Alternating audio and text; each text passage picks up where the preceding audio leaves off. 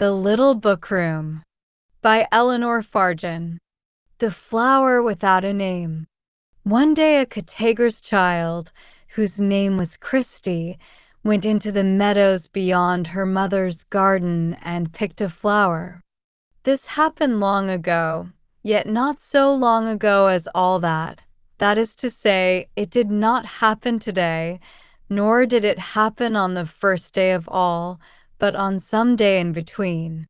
Christy was delighted with her flower, for it was very beautiful, and she came running to find her mother, who was watering the pinks in the round bed.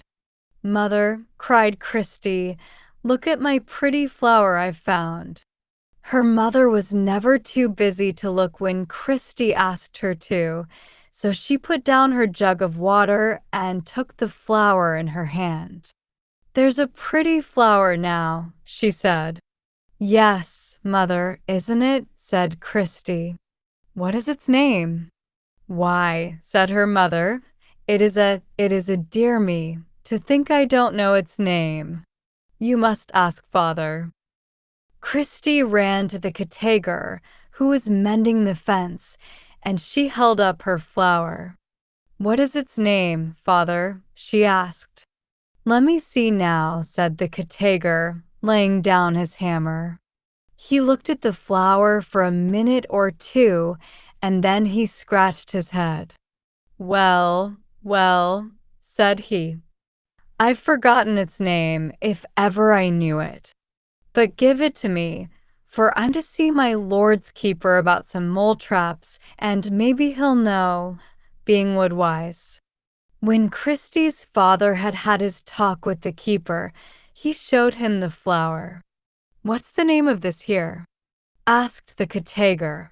The keeper looked at it and sniffed at it and thought a bit. But at the end of his thinking he said, "I never saw its like before, in wood or field or marsh or hedge. I don't know its name. However, I'm just about going up to the manor, so I'll take it along and ask my lord's clerk, for he's a clever young man, and has to wear spectacles along of reading so many books." Now my lord's clerk had studied most things, and flowers not the least of them. He had indeed in his lord's library all the books about flowers that ever were written. So when the keeper sought him out and said, "I've a flower here I'd like to know the name of," the clerk answered, "Show it to me, and I'll tell you its name." But when he set eyes on it, he knew he had spoken too soon. "That's a queer thing," said my lord's clerk, "for I know the names of all the flowers in the world, by both their court and country names, yet I don't know the name of this one. Leave it with me, and I'll see if I can find out."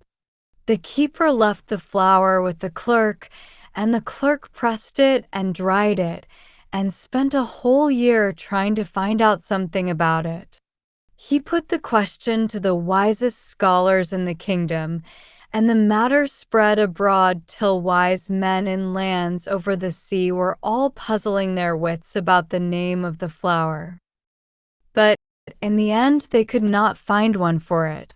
So after a 12-month the clerk came to the keeper and said, "That flower you brought me has no name at all." "What flower is that?" asked the keeper, who had forgotten all about it. The clerk reminded him of it, and said, "The wisest men in the world have but one opinion, and it is this.